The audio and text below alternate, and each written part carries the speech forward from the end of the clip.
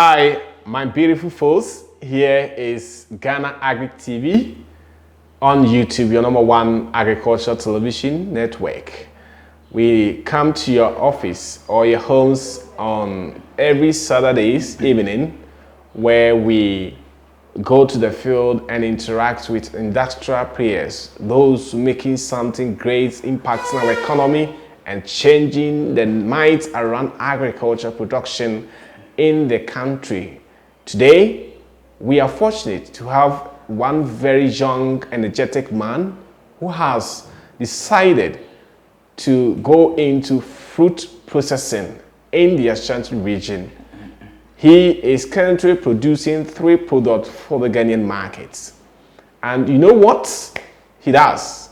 Well, we'll get closer to him for him to share with you the idea behind this processing. Maybe there are other options, there are other areas. Why did he resolve or choose to do food processing instead of maybe doing other things?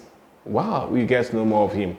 So kindly subscribe the Ghana Agri TV on YouTube for such exclusives. We go to the field and interact with Ghanaian businessmen, those who have passion, those who want to make Ghana great, those who want Ghana to look like America, Japan, USA, Canada, wherever you may be watching me from. As usual, you are Inspired Journal of Agriculture, Richmond Frimpong is here.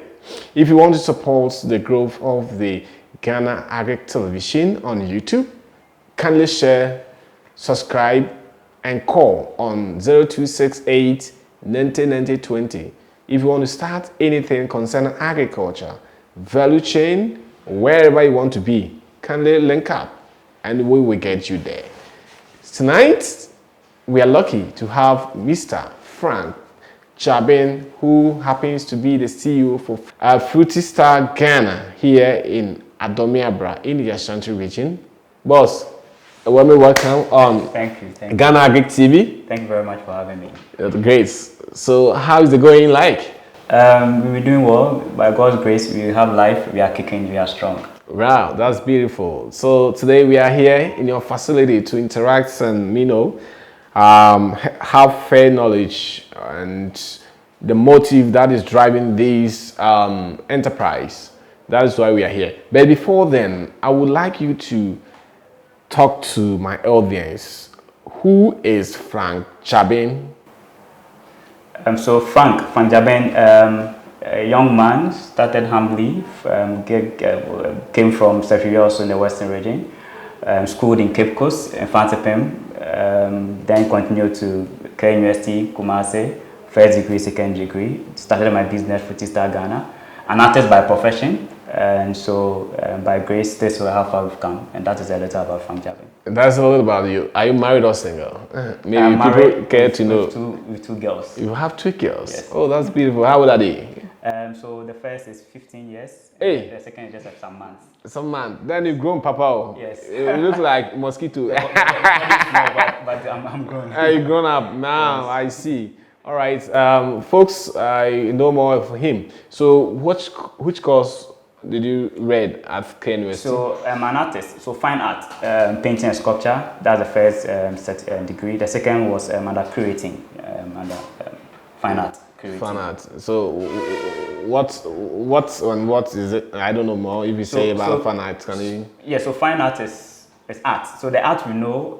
So you can, give me a pictorial evidence. Yeah. So portraiture is one aspect of fine art or art making. There are different aspects of making. So art. Can you share with our viewers, those who are watching, maybe they don't know? Yeah. So from painting to sculpture to textiles to installations to stoneworks to digital artworks to media making. Media is also under art. Is that all art? These, yes, all these are right. artworks. Okay. All right. So why you're an artist? Why don't you specialize, focus there, but you want to shift the focus into the value chain, food value chain? So art is what even fed this business, and art is what has created this business. The art has created the business? Yes. What's the correlation between the two? Yeah, so as an artist, it helped me with my packaging, it helped me with my idea or ideation, it helped me with my creative ability for my business. So Everything. this packaging. Exactly. This is a packaging of your Exactly, company. yes. And then you are an artist. So are you okay with the packaging if you're going to buy that? So you see the packages when you go. When we go inside. Yes, they are very Okay. great packages. But on the picture, you didn't paint it well. Did you paint it well? So this is a digital work. This is a digital Yes, work. it's all under art. It's all under art. Yes. All right. It's okay. So how did you start the production? How did you conceive the idea? This. Yeah, so the business itself started on 1st February 2016. That's when I started production. But before that, I had started some research work around the business. That's food processing. So I did that for about 6 months before I started the business itself in February 2016. And it just came up about in just having a retrospection at the time, thinking of how many times I had taken fruits. And that knowing at that time, that fruits were important and that they would contribute to our health. But I realized I had not taken fruit that much. So that's what got me interested, to find out why I wasn't taking fruit. So I did a little survey, and out of that, I also realized many people were not taking fruit. So that's what brought the proposition for me starting a business, Fruitista Ghana. So you decided to change that narrative, that you want people to take more fruit. Exactly. So Based on what? So I created a model where people can take fruits and meet their health goals every single day by consuming fruits and vegetables. Was it that they were not having the fruit, or the fruit were there but they are not interested in consuming it? So a number of things. Three main were that: one, they were not having access to the fruits because of where their workplaces were. Two, they didn't have the time to go to the preparation of fruits. And three, sometimes fruits were quite expensive for them to be able to purchase. So that's what brought about my business model. So now you've made it less for people to purchase and get fruits on that basis? Yes, so in an essence, so what we do now is a subscription service. So you subscribe to our fruit packages, and every morning at the comfort of your office or home, we serve you fruit juice, fruit salad, or vegetable salad. And so that bridges the gap between the difficulties they were having with what I experienced. So what's your membership subscription? Have you been able to get large people who have subscribed to it and they are patronizing? Yes, we have a good number of subscribers at the moment. We're hoping to keep growing and all that. So can you, in a rough estimation, how many subscribers do you have at the moment? We have 400 subscribers. 400 subscribers. All of them are in Kumasi? Yes, in Kumasi. Or outside Kumasi? No, in Kumasi for now. Yes. You are supplying those within Kumasi. Yes. That is where your strength can. That's where we are based now, and that's what we've been operating for many years now. But in a few months' time, we'll be in Accra, and we also add Accra subscribers to it as well. But you have the capacity to extend it to that. Exactly, we've grown. And You've grown. We've got capacity. So we've been in operation since 2016 to date, almost 9.5 years. 9.5 years. So how did you start the whole process? So we started from a small kitchen where I was renting. So it was not even my kitchen; it was another tenant's kitchen. That's where we started from. They moved from that small kitchen to another kitchen of another person because we were kicked out of that kitchen. And then from the second kitchen, we moved. I went to rent a 2-bedroom house, and I was using part of the house for the production process. And then from there, I went to rent a store, a single store. And then from there again, I added another store, which was close by the store, that became 2 stores. And then from there, I moved on to rent a 4-bedroom house for the production. And then we've come here, which is a bigger place than where we were. All right. So how much did you start with? So I started with about 1,500. So in 2016, I had finished, I had done my service and I had worked for 1 year. So out of a little savings I had, and of course that time I didn't have so much burden, so I was able to save some money, and that 1,500 is what I started my business with.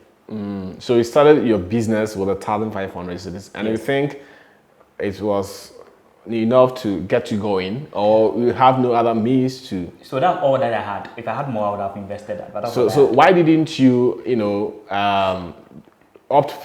opted for Gabin's work, right? That you decided to do your own private business? Is it because there was no job vacancy at the Gabin's agency? That is why you decided to go this way? I think it was a matter of choice. Not choice, maybe a calling. I've not really worked in. I've never worked in the government space, and I've never fancied working. So even in SS, I was selling games, selling CDs, and all. So I've always been selling and doing something. Yeah. So you have that. Yes, and when I finished SS, I was doing videos for weddings and all of that. And in university, I was taking passport pictures for university students and other stuff. And I competed out. So I've always been. So you have been an entrepreneur from scratch. So I think it was just by calling. I had to so there's no need for you to veer into the government agency to get job security. No. Many people fear of losing their jobs, so they usually hide behind and go into the government mainstream. But you decide to do your own. Yes. And have you ever regretted being this business as a sole entrepreneur? I don't regret now. Not now. No, I don't regret. All right, it's okay. But so you are making headways. In the journey, you come through a lot of challenges. You come through a lot of regrets in the journey. You come through a lot of, but I think what keeps you going is the zeal, the resilience, and then the patience, and of course that maybe can keep you going over the period. Yes. Okay. So I want you to school my viewers how production of fruit is executed or done. Yeah, so we have farmers. We work with smallholder farmers. We source our product or our produce from them, and we bring them to the facility here, and we have a place to store the fruits. And when the time of production is due, of course, which is mostly the same day, it goes through the washing process, and then we start with the peeling, the cutting, and depending on the kind of product you want to make. If the fruit juice then goes to the blending, then it comes through to the filling and bottling and capping, and the refrigerating or freezing. If it's the fruit salad, then after the cutting, it comes to the packaging and then distribution. So that's the main production line that we have. So as a starter, you started at 1,500. That was 2016. Yes. Now, if I want to start, how much do I need to be able to put up that equipment? I won't say facility, because if you want to go by the facility, then you have a huge capital. Yeah. So if you want to start on a small path, how much do I need at the moment? Maybe I will triple that amount. Maybe you just get a blender. Now, how much is a blender? I don't know the cost. I think the normal blenders may be 500 but the commercial blenders is about 1,500. No, okay. Yeah, so maybe a blender, your cutting table, your bowls, your knives, your packaging, and of course your space, and of course water and all. I mean, maybe let's say 3 times that amount. But you should be willing not to pay yourself for a while. You have to sacrifice. Obviously, you can't. As you chop your capital, working capital. Chop your seed, and then you don't have any seed to sow. So then that becomes another issue of concern. All right. So you've been in the industry for almost 9.5 years. Where do you source your raw materials from? Do you have ad growers, or you have your own farm that you use to feed the industry, or you are buying from the market centers? How is it like? And do you get constant supply of these raw materials to be able to feed your production? Yeah, so we have smallholder farmers that we work with. And so how many?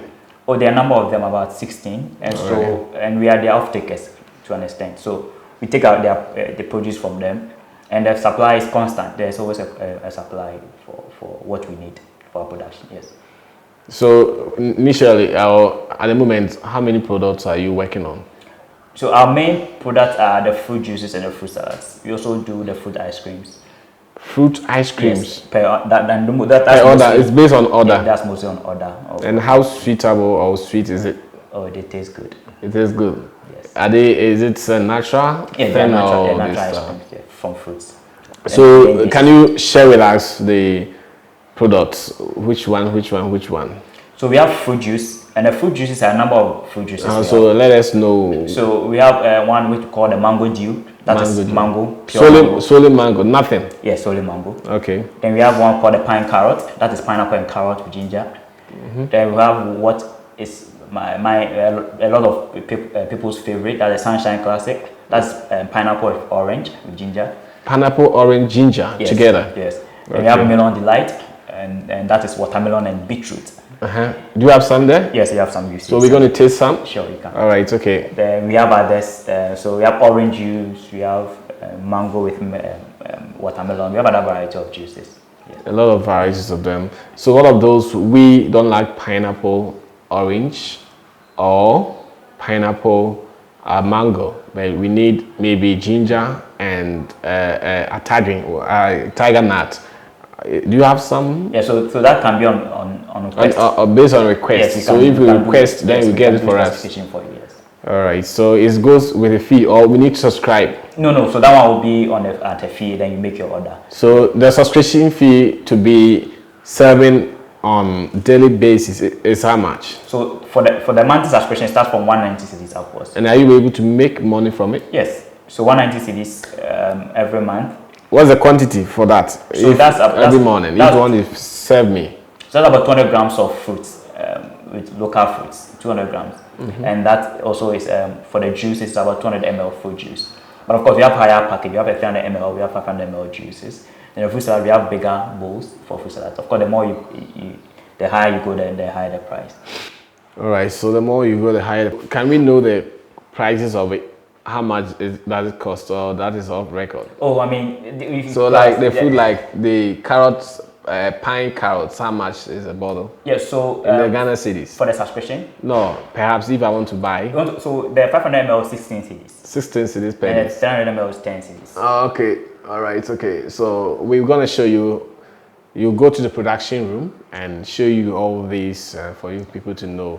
So that's kind of great. And people were saying, or people are saying that prices of fruits are expensive. How expensive are they? Are they expensive? Are you incurring more costs in getting these raw materials, or at a very minimal rates? So prices of fruit are not expensive. It is the transportation that makes them expensive. So the transportation that makes them expensive. So at the end, so the farm gate is cheap. It's cheaper than. But because of bad road networks, cost of work, cost of transportation, and all that, by the time it gets to the final consumer, it's quite very expensive. Yeah. So, and of course, also in the lean season, that the dry season is really high, and that's just naturally because of economics, right? Lack of the fruit. So what can we do then to be able to, get kind of a relief for we the final consumers? Because at the end of the day, you pass on to ask to buy. Maybe I want to eat fruits every day, but because how expensive it is, at the end of the day, I cannot be able to buy. As a nation, what can we do then to be able to minimize or reduce the cost of transportation to the center, from the farm gate to the final consumer? Not the final consumer, but how about to the market centers? Okay. Yeah. So it's crazy the amount we lose in terms of post-harvest loss. And so if we want really to tackle that issue, then we have to invest in technology, because there's technology over the world that solves or helps with post-harvest loss. And that will come from investors and of course government also doing it bit. If you can have the fruit available all year round, that will make it cheaper. And if you can reduce post-harvest loss, of course that will also make it cheaper, because the post-harvest loss comes at a cost anyway, and the cost comes to the farm, to the market, right? So if you can create a technology that can reduce post-harvest loss, that can have the fruits or the products all year round, that will obviously also reduce the price. And that will mean private investors coming in, and also government creating an enabling environment for that. All right, okay. I hope you're enjoying the conversation with Mr. Frank Jabin, the CEO of Fruit Star Ghana, here in Kumasi, Tomiabra, in the Jusso municipality. Today, we are having a chat how he conceived the idea of becoming an entrepreneur and also producing the raw materials to the finished produce. And I hope you are enjoying the conversation. We are almost halfway through. Very soon, we will end the conversation. But how is the marketing of your produce going? So we've been deficient in marketing for a while, and one of the targets for this year is to do well with our marketing. And so we have a marketing team where we are hoping to do very well with marketing to make us known in terms of our product and the company and the brand and everything to people. So if I may ask, in a day, how many liters are you able to sold out to the Ghanaian or the consuming public? So in terms of production capacity, we are around 500 liters per day.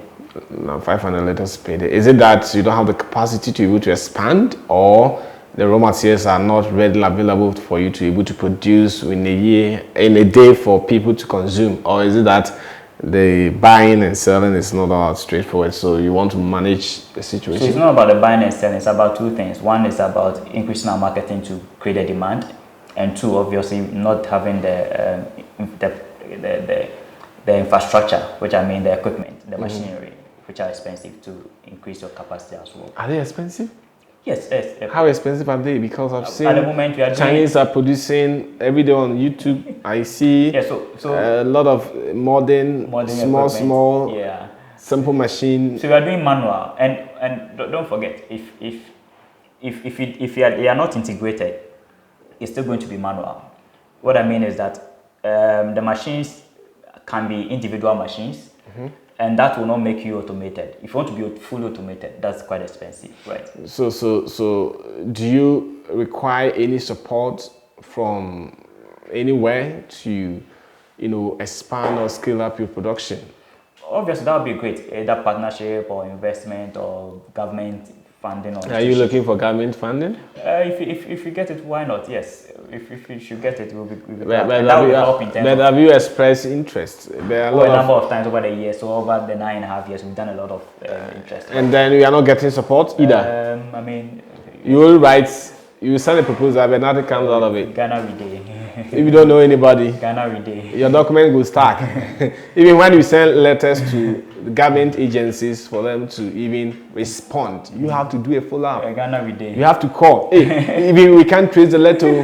Where has the letter been? Bring another letter. That is stupid to me. It doesn't make sense. I'm doing a project that I want to embark on. I've sent a couple of letters to the offices. None of them have to be calling. Hey, we can't trace it. Can you send me a soft copy? So what are they doing over there? It's also affecting you people. Yes. So Ghana we day. So how can we address this kind of craziness in the midst of these so-called government officials who are using our tax? We are using our tax to pay them, but at the end of the day, they will sit in the comfort zone. When you call them, they don't want to even pick the call. They are land. So, what is that? They give you emails, you send emails, no one responds. You give you phone numbers, you call, no one picks the call. So I think we have to hold those in authority accountable. If the citizens can hold them accountable, maybe they will. Is it not that the receptionist or whoever is there, nobody watches them? Or you see, I think, is it that no sanction is meted out to such people?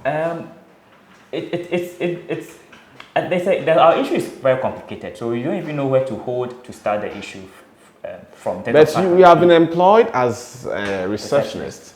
You are the face of the organization. Many people don't know. I did business administration at the University of Education, and I did office management.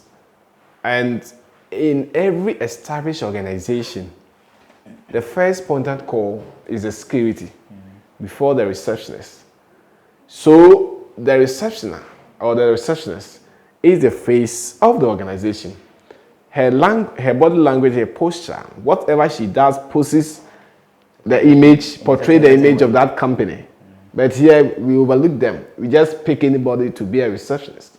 Even when there's a telephone call, we just put the phone outside and be forgetting his or her phone. All right, that is not why we are here. So we'll be going through all these things, and we are not getting government support for the 9 years we started operation.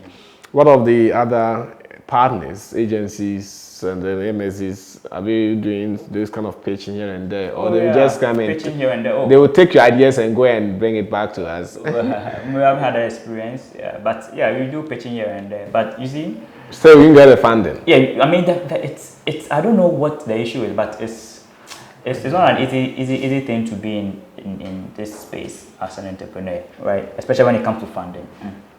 And everybody cries about it, so I'm not the first person. So we'll see. And in line with that, if you are not getting funding, do you trust working with any partner, a Ghanaian partner, or somebody who wants to invest in your company? Do you have the trust? Yes. So you have to do your investigation. If the person is right, why not? Yeah, the person is right. So must we encourage partnerships going forward to be able to expand our businesses rather than going so? Because we've seen a couple of people who are doing so things that at the end of the day they are not able to catch up with the entire market. Yeah, so partnerships is a good thing if you get a right partner, and you can get a lot of investment from the right partner. So I think it's something we should encourage.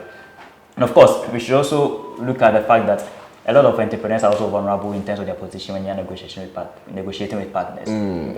What makes you the vulnerable? What aspect? Oh, because I've had discussions in. I mean, you could have a discussion with a potential investor who might be interested in taking maybe 90% of your company and give you an amount of money which you know can't even take you for the next 2 years, right? So it's important you balance that. But of course, there are a lot of rich people in the country who can also go into investment, into SMEs and all that. And so maybe we have to find the structure where it's easier for investors to invest in SMEs, and it's also easier for SMEs to get a right partner. So maybe there should be a system that can help with that. All right, so that's why I'm doing that Researchers Investors Summit, to bring investors and researchers on board for them to be able to explore the possibility in research work and how they can commercialize that. So we are about to end the conversation. Now, where in Kumasi can I get your produce? So it's not even where, it's just getting in touch with us. So on all our platforms, social media platforms, we are there. And of course, I can put my number out as well. And when you get in touch with us, wherever you are in Kumasi, we can serve you. We are also at a lot of retail shops, from the Shells to the Gulls to some restaurants. And we are as well we are on some e-commerce platforms. That's Haptel and those. And by the end of next month, we also have our platform, our e-commerce platform available. So where are we envisaging in the next 10 years? Where will you see Fruity Star Ghana in the next 10 years? Where will you be? Will you become the Dangote, or you want to recall and move out? Yeah, so I believe the first 10 years of our business is the first 10 years of our business is the struggling period and the growth period. So the next 10 years is the expansion period. We're looking at getting over 100,000 subscribers in the next 5 years, and doing that more to 1 million subscribers in the next 10 years. That's what our vision is for the next 10 years. Yeah, you are only looking out for the subscription. What of we who may need one in a while, maybe one a week, get into the market for the people in the commercial scale aspect? Yeah, exactly. So that's how we are also on. We are on the e-commerce platform. That's why we are also on the Go, the supermarket, the marts, and all those places. And of course, you can also place calls for orders. So you can place a call for your order, either for an event or for yourself or for a few juices that you want to make as well. So have you ever regretted venturing into this kind of business? Not at the moment. I don't regret now. But of course, in the past, we've had difficulties. So we have been able to work and improve upon. So how many workers do you have at the moment? At the moment, 11, and hopefully by the end of this month, there are 3 more joining us, so it'll be 14 at the end of this month. So how is the salary structure? Is it okay, accommodative? Yes, we do our best. You do our best? Yes. You fall within the minimum wage? Or below? Far beyond that. Far beyond. So you employ me? Oh, yeah. You should rather employ me. You have money. Hey, you see, you are the CEO. Me, I'm not CEO. You own Fruity Star Ghana. Me, I don't own in company, man. So, our lovely folks, this is a conversation we're having with Mr. Frank Jabin. Now, we have some few minutes to end the conversation, and I want to pose a question to him. Do you think Ghana is doing enough in terms of fruit production? Are we doing enough? No, we are not. So what can we do then? If we're doing enough, we become self-sufficient. We are not self-sufficient in that regard. In terms of the fruit business? Yes, exactly. But we have a lot of fruit going waste. Exactly. So that's why we're not doing enough. Because so is it that Ghanaians don't consume what we produce locally here, or they don't have the strong taste for? We consume what we produce here, but the cycle has difficulties that have not been looked at. What's the cycle and what's the problem and what can we do? So for example, I was speaking earlier about the post-harvest loss. So we lose so much of what we produce such that at some point we have to import fruit from neighboring countries. And so that means we are obviously failing in that regard. So if we can have a system that really gets our fruit available to the consumer all year round, which is possible, the technology is there, then we are doing something good. And that is not to say Ghanaians don't like fruit. No, we like it. Not at all. But just that the availability of it. Because the young, the old, the rich, the poor, men, women, all walks of life, whatever person, appreciate the importance of taking fruit, and they would want to consume fruit. They want to consume fruit? Yes. All right. So can you put your number on for people to call you in case if they need advice how to start a fruit business? Yes. So Fruity Star Ghana, we are on all social media platforms, from the TikTok, the Instagram, Snap, LinkedIn, Twitter, X, wherever. So Fruity Star Ghana, you can chat us or follow us there. But our number is 054 250 2491. 054 250 2491. You can give us a call, we'll reach out, and then we can put you on a subscription or make an order, whatever you want, we can serve you in Kumasi and Accra. Thank you very much for your time this evening Thank you very much. Ghana Agric TV, my Telefarm. That is it. That is where we bring the interview session to an end or to a close. As usual, he happens to be the CEO for Fruity Star Ghana, Mr. Frank Jabin, and then your usual hosts, Richmond Frimpong, your Inspector General of Agriculture. Kindly subscribe to Ghana Agric TV on your YouTube channel. Share, like our comments, and let's grow together to bring you all sorts of exclusive. You can also support us to go extra mile within the continent to bring you all sorts of news within the agricultural value chain. Maybe in future, I will interview you watching me by, very sharing into farming or agriculture production. So have a beautiful weekend. Thank you. Bye-bye.